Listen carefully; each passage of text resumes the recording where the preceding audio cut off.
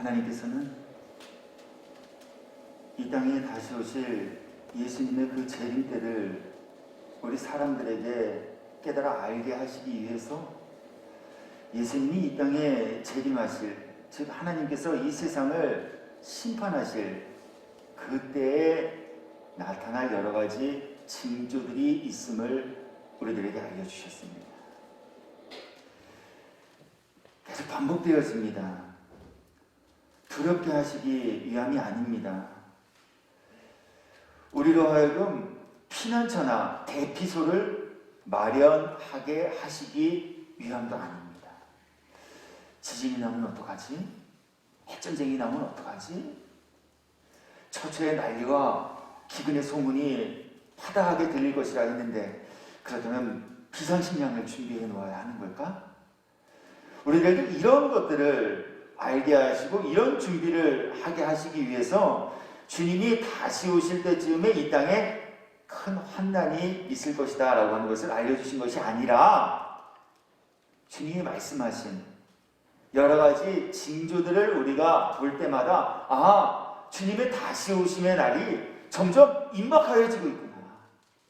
그러니 그동안은 주님의 다시 오심의 때를 잘 준비하지 못했다 할지라도 이러한 징조와 현상들을 보면서 이제라도 주님의 다시 오심의 때를 깨어 기도함으로 준비하는 이들로 삼으시기 위해 하나님께서는 세상 끝날 하나님의 심판의 그 때가 임박함을 알리는 여러 가지 징조들을 이 땅에 펼쳐 보이시겠다라고 말씀하셨습니다.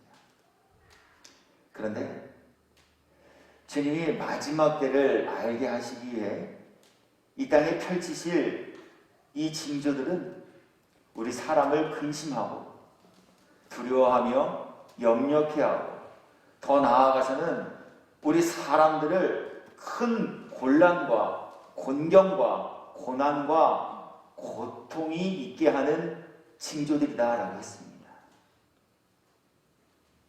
적그리스도의 출현이 그렇습니다.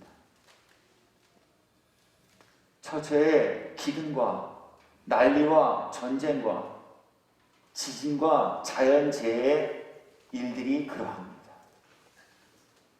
편안한 일은 아니에요. 우리의 삶을 송두리째 흔들어 놓고 위협할 만한 이러한 징조들이다라고 말씀하셨어요. 세계적인 경제 공황이 몰아닥칠 것이다라고 하셨어요. 먹고 사는 일이 날이 갈수록 점점 어렵고 힘들어짐을 예고하신 거예요. 기쁜 일은 아닐 것이 분명해요. 또 우리들의 성도된 자들의 삶도 옥매이고 옥죄어질 그 징조들이 될 것이 분명하다라고 하는 거예요.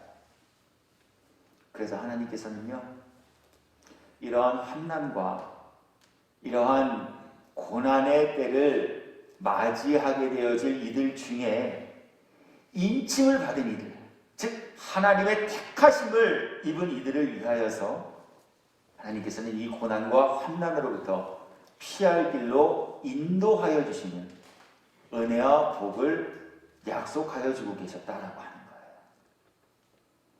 계시록 7장 1절부터 3절까지 말씀을 다시 읽어드릴게요. 이 일 후에 내가 네 천사가 땅 네 모퉁이에 선 것을 보니 땅의 사방에 바람을 붙잡아 바람으로 하여금 땅에나 바다에나 각종 나무에 불지 못하게 하더라. 장차 땅이나 바다나 각종 나무에 불어닥칠, 그러나 지금 하나님께서 불어닥치지 못하게끔 그 바람을 천사들로 하여금 붙잡게 하고 계신데, 장차 천사들이 놈으로 불어닥치게 될 그 바람은 모든 것을 해할, 큰 해악이 있는 바람이다라고 하는 거예요.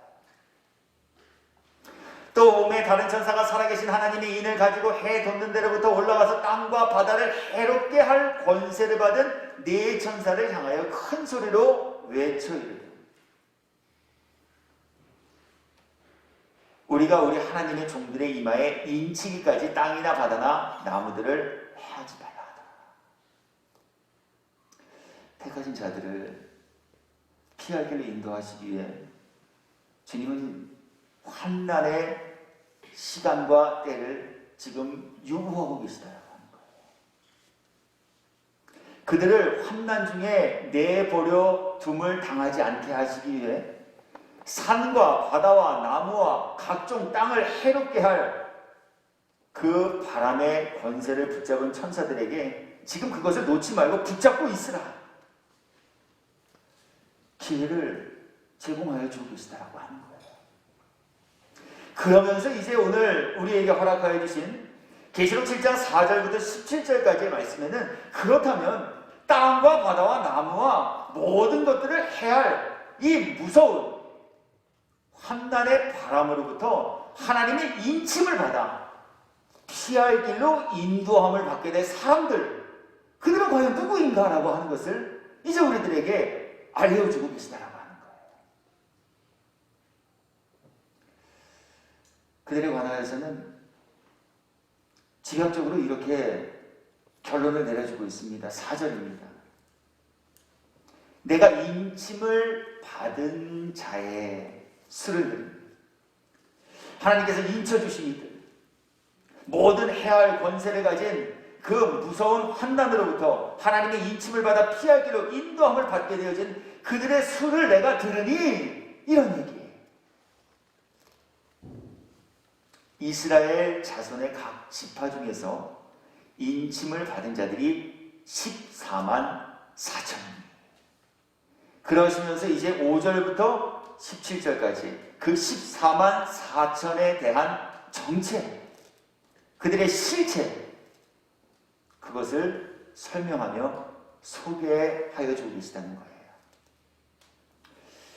그렇다면 오늘 하나님께서 인침받은 사람들의 종족과 또 그들의 수를 적어놓으신 이 말씀을 통해 이 말씀 앞에서 저와 여러분 모두에게 주시고자 하는 교훈, 또 우리가 이 본문과 이 구절을 통해 깨달아야 할 하나님의 뜻과 계획하심, 그것 과연 어디 있는가? 라고 하는 것을 이제 함께 살피고 생각하면서 은혜를 나누도록 하시겠습니다. 먼저 하나님께서는 오늘 본문을 통하여서 해석보다 중요한 것을 하나님께로부터 인침을 받기에 합당한 이들이 되라는 것을 교훈하여 주고 있습니다. 다시 잘 들어주시기 바랍니다. 하나님의 말씀과 성경의 구절을 해석하는 것보다 하나님 앞에서 더 귀하고 중요한 것은 내가 바로 하나님께로부터 인침을 받기에 합당한 사람이 되어지는 것이다 라고 하는 교훈을 우리들에게 주고 계시다라고 하는 거예요. 본문에는 인침을 받은 자들에 대해 소개해주고 있습니다. 그들에 관하여 그들은 이스라엘 자손이며 그 수는 14만 4천 명이다 라고 증언합니다. 그래서 이 구절을 두고 해석하는 여러 가지 견지와 견해들이 있습니다. 크게 두 가지의 해석법이 있는데요. 하나는 문자 그대로 이 구절을 해석하는 겁니다. 문자적으로 이스라엘 자손 중 12지파, 그들 중에서 14만 4천. 그렇게 훗날 하나님의 진노와 재앙의 바람이 이 땅에 불 때 하나님께로부터 피할 길로 인도함을 받을 이 인침 받는 이들은 이스라엘 사람들이고 그 수는 14만 4천입니다. 말씀을 말씀 그대로, 문자 그대로 해석하는 경우가 바로 이 구절을 해석하는 또 하나의 갈래다라고 하는 거예요. 또 하나는 상징적으로 이 구절을 해석하는 방법이 있습니다. 예를 들면 이런 것입니다. 하나님께서 요한계시록을 요한을 통해 기록하게 하시고 요한에게 말씀을 주실 때 이러한 말씀을 주셨습니다. 계시록 1장 20절입니다. 네가 본 것은, 하나님께서 요한에게 무엇을 보여주셨어요? 그런데 요한에게 보여주신 것은 7별과 또 7 금초대를 보여주셨어요. 말씀 읽어드릴게요. 내가 본 것은 내 오른손의 7별의 비밀과 또 7 금초대라. 그런데 주님이 요한에게 보여주신 이 7별과 7 금초대는 그 문자 안에 다른 상징적인 내용을 담고 있었다라고 하는 거예요. 7별은 7교회의 사자요. 7 촛대는 7교회입니다. 하나님이 요한에게 보여주신 것, 그래서 요한이 성경에 기록하여 놓은 이 7별과 7 촛대는 7 교회에 있는 사자들, 그리고 7 교회를 알려주시고 그것을 깨닫게 하시기 위해 보여주신 것들이었다라고 하는 거예요. 그래서 하나님의 말씀에는 그 문자 안에 그 문자의 의미와는 조금 다르게 또 다른 상징성을 품고 있을 수도 있다 라는 전제를 가지고 계시록 7장 4절의 말씀도 이스라엘 백성들 그리고 구원받은 14만 4천 그 안에는 또 다른 의미가 담겨 있을 것이다 라는 것을 가지고 이 구절을 해석하려 하는 사람들과 그러한 일을 방법론으로 삼고 있는 이들이 있다라고 하는 거예요. 그런데 주님은 오늘 이 구절을 통하여서 이 말씀을 받는 저와 여러분 모두에게 이 구절을 우리가 문자적으로 해석할 것인가, 혹은 이 구절을 우리가 상징적으로 해석할 것인가 라고 하는 것을 요청하지 않고 계시다라고 하는 거예요. 앞서 소개해드렸던 하나님께서 주신 말씀 가운데 그 단어 이외에 또 다른 의미를 내포하고 있는 말씀이 있다면 하나님께서는 그것을 친절하고도 자세하게 소개하시며 알려주고 설명해주고 계시다라고 하는 거예요. 그런데 오늘 이 본문과 구절에서는 하나님께로부터 인침을 받은 이들은 이스라엘 사람들입니다.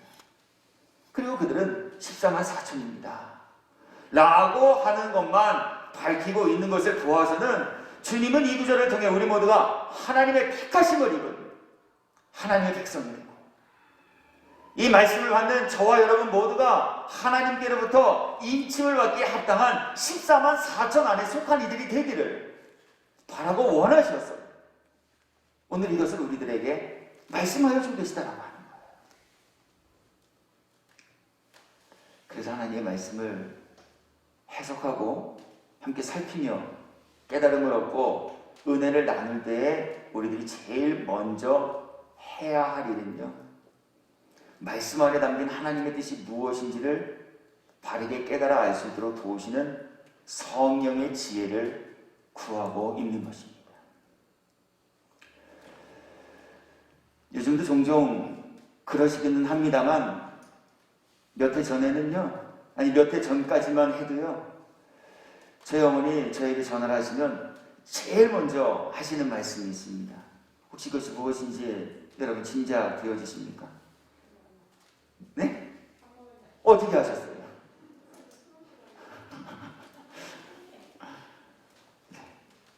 저에게 전화를 하시면 아들아 밥 먹었니?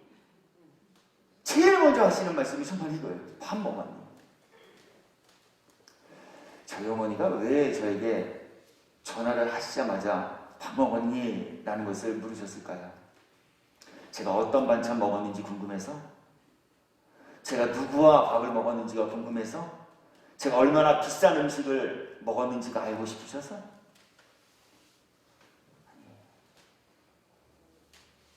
어머니께서 제게 아들아 밥은 먹었니? 라고 물으시는 것은 내 사랑하는 아들이 건강을 잘 유지하기 위해서 식사는, 끼니는 거르지 않고 건강 생활을 잘 지켜내고 있는지,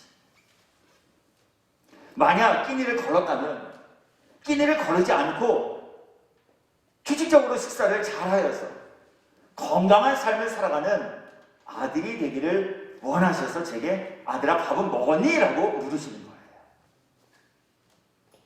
말하니의 의도가 담겨있는 질문이다라고 하는 거예요. 그런데 이것을 바르게 깨닫지 못하면 말하니의 의도와는 다르게 동문서답 할 수도 있어요. 또 하나 이해를 돕기에 이런 이야기를 좀 소개해 드려보고자 합니다.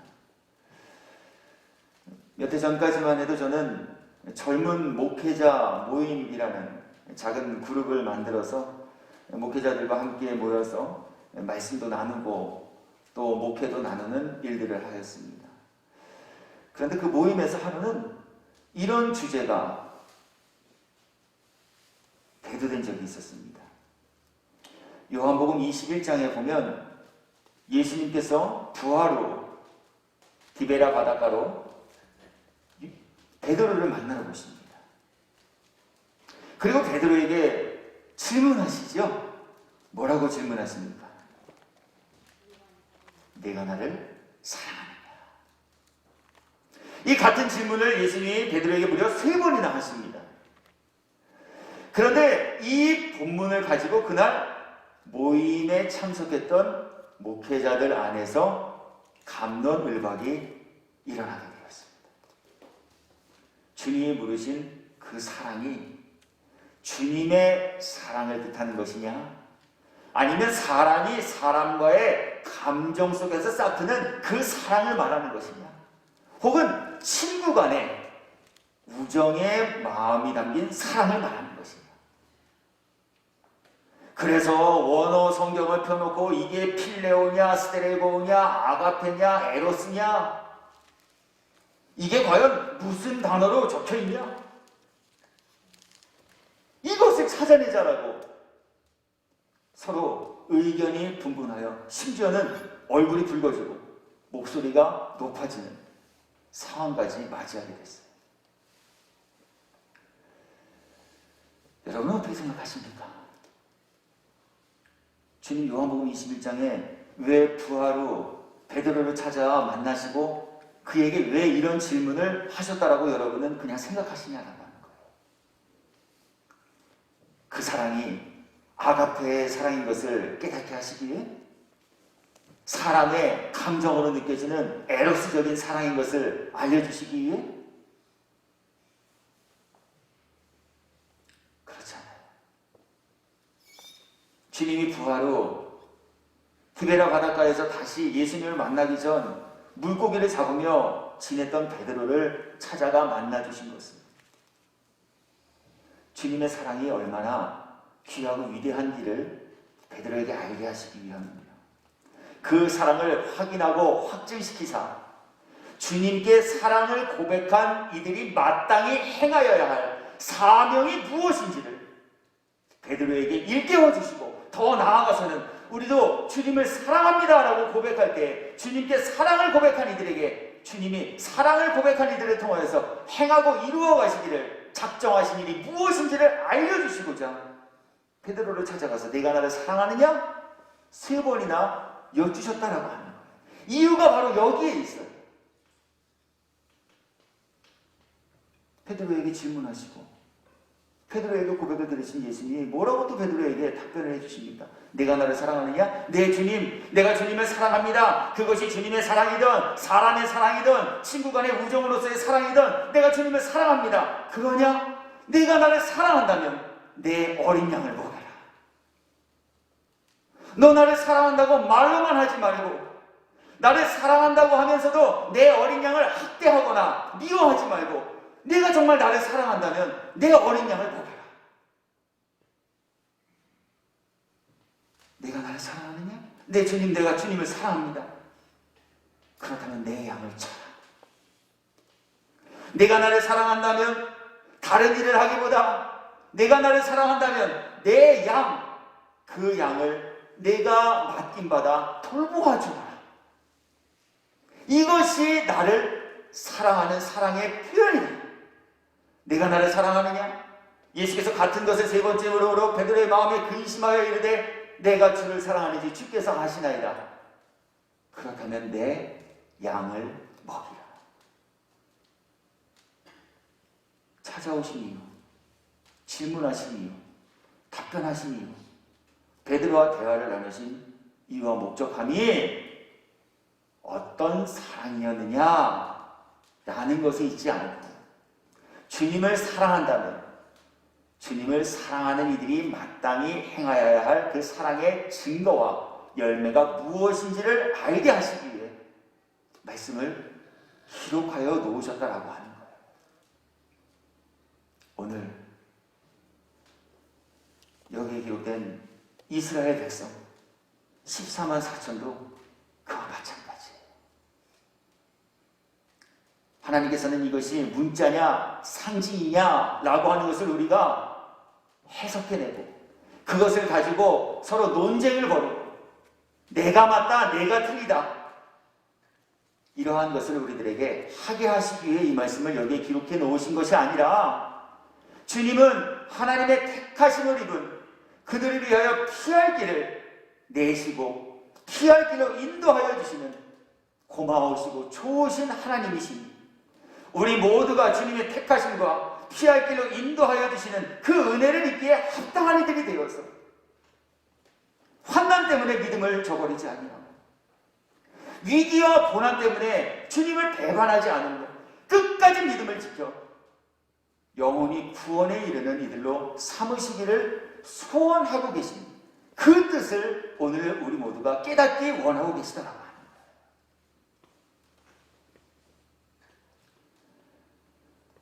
사람이 이런 하나님의 뜻을 그렇게 간과해버린다면 바로 여기에서 그릇된 해석들이 생겨지게 되고 그래서 그릇된 해석 때문에 이단들이 발생하게 되어지기도 한다는 거예요. 이단이 괜히 생기는 게 아니에요.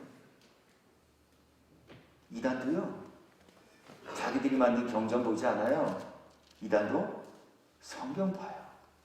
우리가 똑같이 기도해요. 우리가 똑같이 하나님을 아버지라 불러요. 똑같이 개혁개정 찬송가를 펴놓고 찬송해요. 그런데 그들이 이단으로 취급받게 되어진 이유가 어디 있느냐라고 하는 거예요. 말씀을 자의적으로 해석해요. 말씀을 통해 하나님이 정말 주시고자 하는 다른 말씀을 하신 이유와 목적함을 무시해버리고 묵살해버리고 하나님은 이런 이유 때문에 이런 말씀을 하셨을 거야.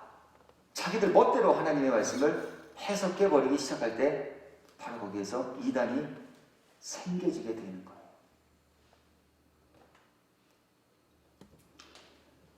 성경의 기록 목적은 오직 한 가지입니다. 성경의 기록 목적은 하나님의 말씀을 성경을 통하여 듣고 전하고 나눔을 통해 믿음이 생겨지고 하나님의 말씀에 입각한 이 믿음을 가지고 구원받지 못할 사람의 영혼을 구원에 이르게 하시기 위하여서 하나님은 하나님의 말씀을 성령의 감동을 입은 이들을 통해 기록해 하시고 저와 같은 사람을 통해 함께 말씀을 전하며 나누는 일을 감당케 하여 주고 계시다라고 하는 거예요.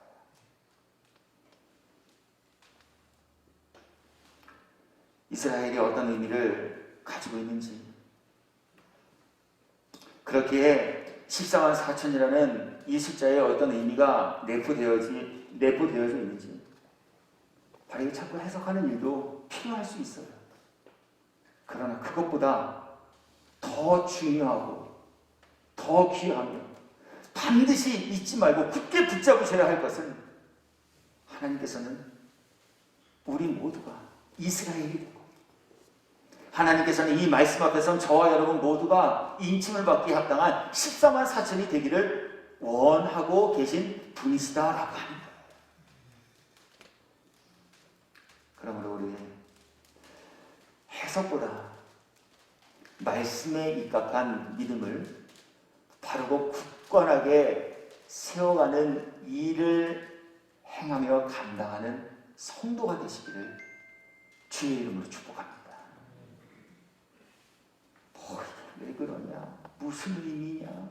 이게 히브리어로 헬라어로 영어로는 킹제임스 버전에서 NIV 버전에서 개혁 한글에서 더 중요한 것이 있어요. 그걸 찾아내는 것보다 하나님을 믿는 믿음을 바르게 세워가는 이들이 되시는 거예요. 설령 그것이 바른 해석이라 할지라도 바른 해석은 했을 망정 하나님을 믿는 믿음을 갖지 못했다면 그 바른 해석한 것이 내게 무슨 유익이 되어줄 수 있겠는가라고 하는 거예요.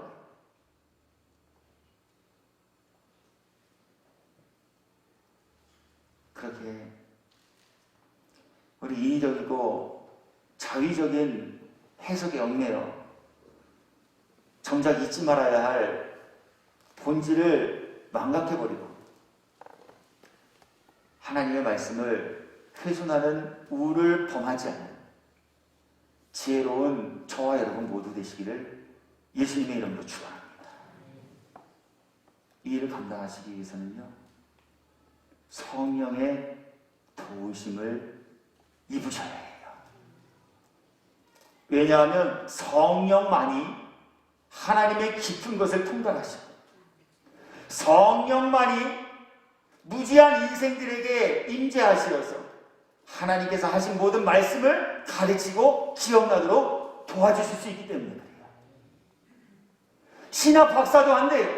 신학 박사가 되기 전에 하나님의 말씀을 바르게 해석하고 그 뜻을 분별하려면 성령 충만함을 받고 입으셔야 해요.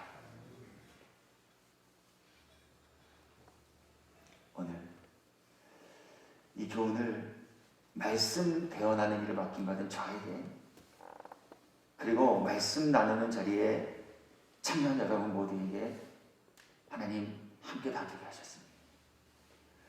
우리 모두가 성령 충만함 입는 일에 게으리하거나 소홀히 하지 마시고 말씀 듣고 믿음으로 이 예루살렘을 떠나지 않고 성령이 임재하실 때까지 간절히 기도한 모든 이들에게 주님은 약속하신 성령을 충만하게 부어 주신다고 하셨습니다.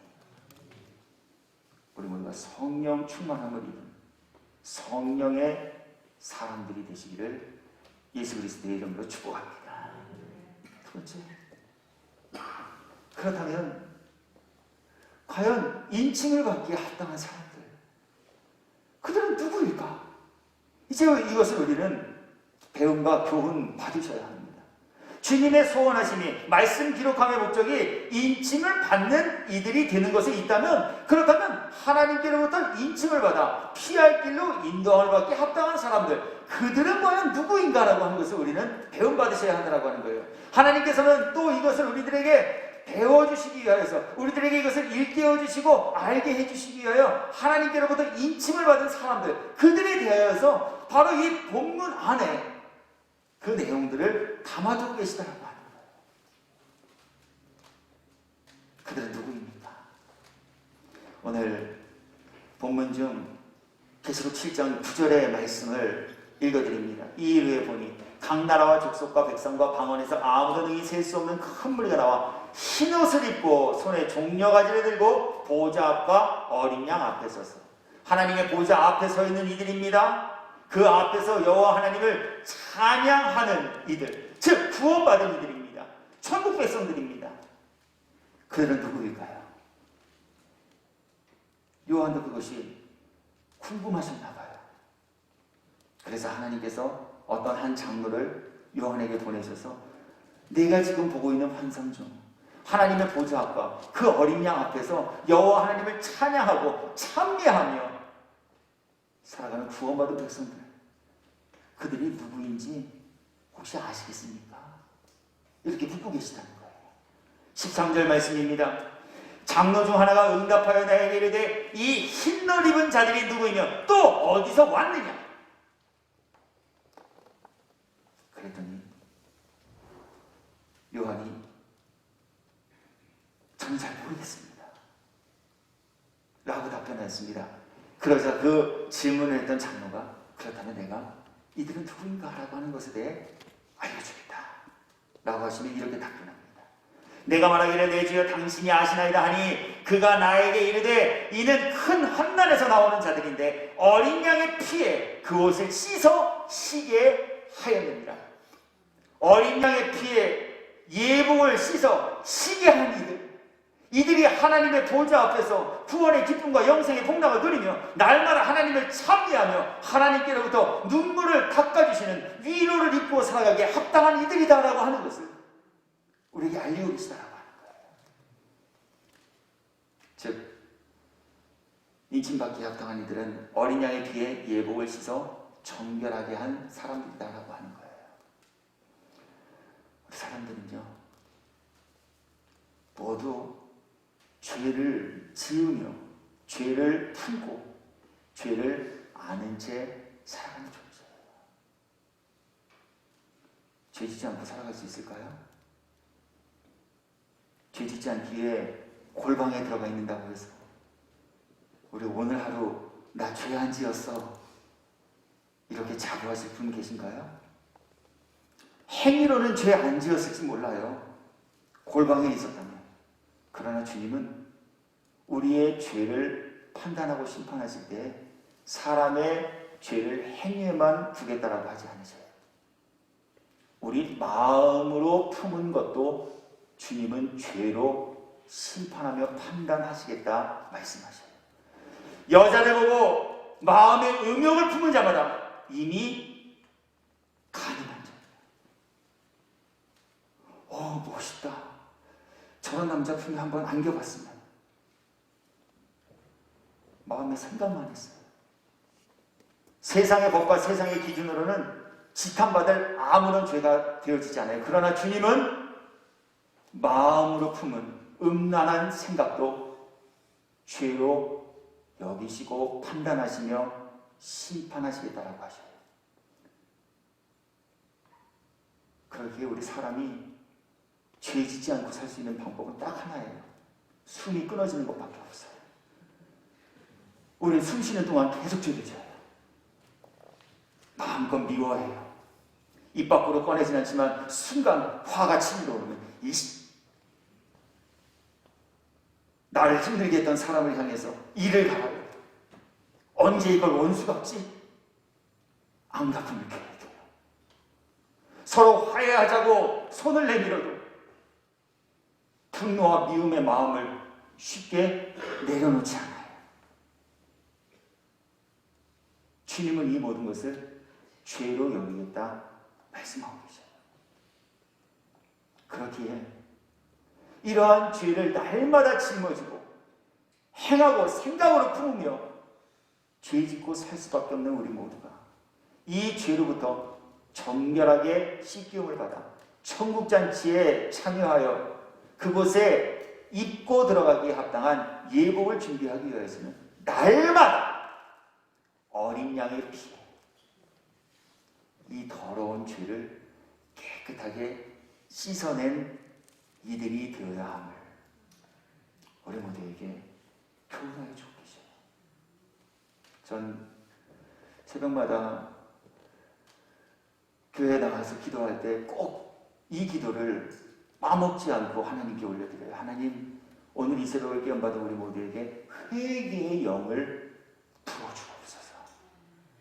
회개도요, 주님이 하게 하셔야 해요. 왜냐하면 주님이 무엇이 잘못되었는지, 우리가 무엇을 하나님 앞에 해결받아야 할 죄를 품고 있는지를 알려주시지 않으시면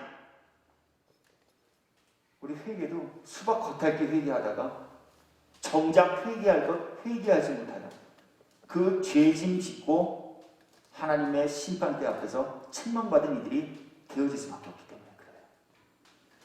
그러나 주님은 말씀으로 기도할 때 주님이 주시는 마음의 생각과 음성으로 우리들에게 찾아와 무엇을 회개해야 할지 일깨워 주시고 회개케 도와주세요. 말씀을 듣는 순간 이게 죄였구나. 내가 이런 죄를 품고 살았구나. 깨달음을 주시고 회개의 자리에 나오게 해주신다는 거예요.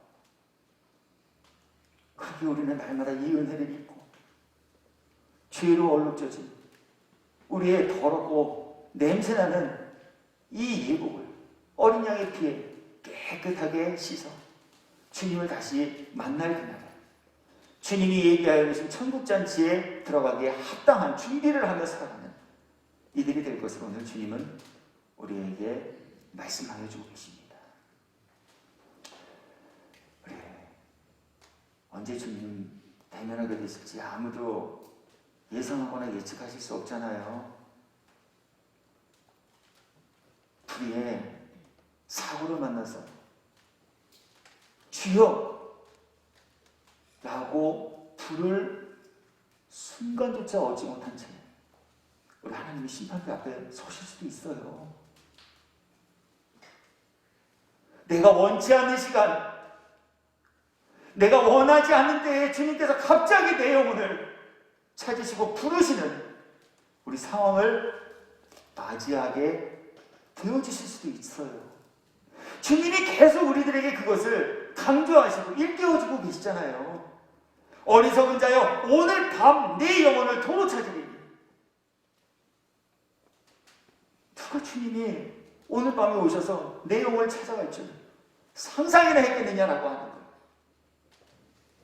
누가 아침에 기쁜 마음으로 출근을 하는 그 출근길이 인생의 마지막으로 가는 길인 줄 상상이나 해보았겠는가라고 하는 거예요. 누가 청춘의 부푼 꿈을 가지고 동무들과 함께 신나고 즐거운 추억을 만들기 위해 떠난 수학여행길이 다시는 돌아올 수 없는 마지막 길이 되어질 것이다. 상상이나 해보았겠는가라고 하는 거예요. 우리 사람은 이런 존재다라고 주님은 우리들에게 말씀하시고 우리 주변에서 일어나는 일련의 모든 사건들이 우리 인생을 이런 순간을 원하지 않는 때에 맞닥뜨릴 수도 있는 존재가 되어짐을 우리들에게 계속 알려주고 있잖아요. 그러므로 저와 여러분 모두께서 다시 한번 또 한 번 날마다 매 순간 매 시도 어린 양의 피 우리의 더러워진 모든 예복 정결하게 씻는 일 행하는 성도가 되시어서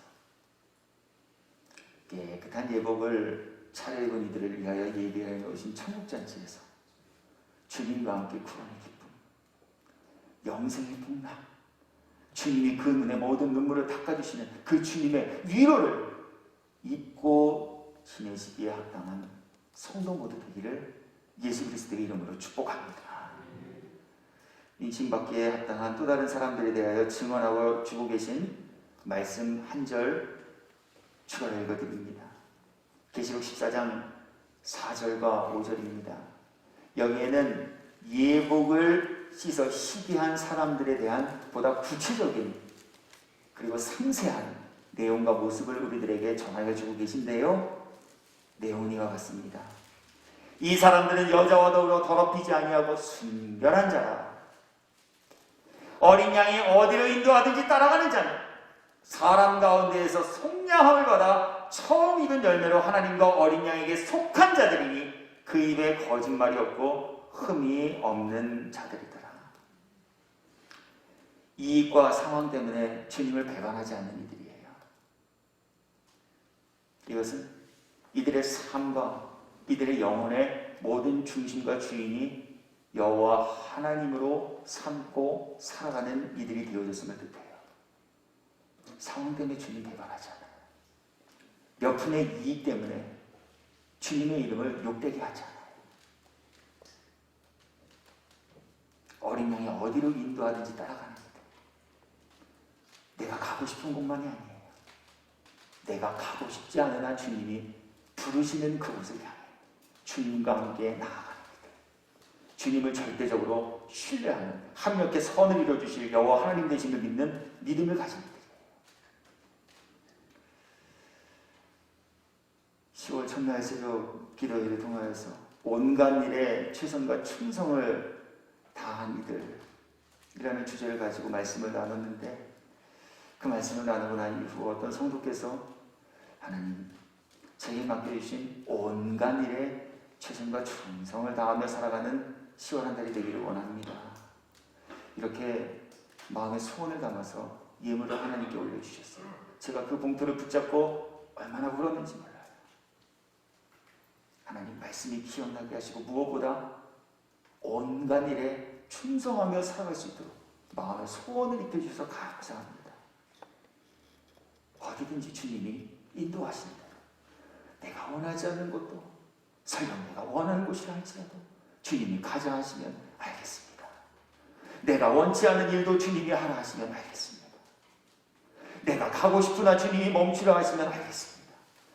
내가 멈추고 싶으나 주님이 가자 하시면 알겠습니다. 어디 인도하시는지 따라가는 사람들. 그 입에 거짓말이 없는 사람들. 거듭난 사람들이에요. 성령 충만함을 입은 사람들이에요.